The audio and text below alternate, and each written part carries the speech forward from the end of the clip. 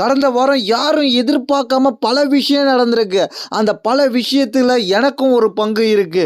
அந்த பங்குல நான் இப்போ ஒரு முக்கியமான விஷயத்த பத்தி பேசப் போறேன். அந்த விஷயத்துக்காக நான் ஒருத்தர இங்க கூப்பிடுறேன். ராண்டி ஆர்டன் இங்க வா, இப்போ வா, ரிங்குள்ள வா.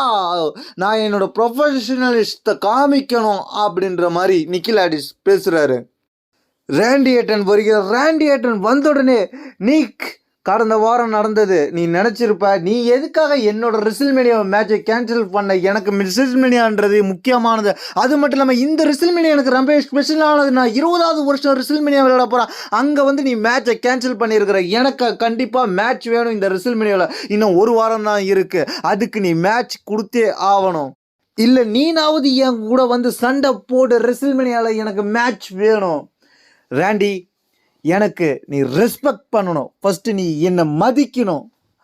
நீ மதிச்சுட்டு தான் அடுத்த விஷயமே நம்ம பேசலாம். என்னோட மரியாதையை நீ எதிர்பார்க்குறியா?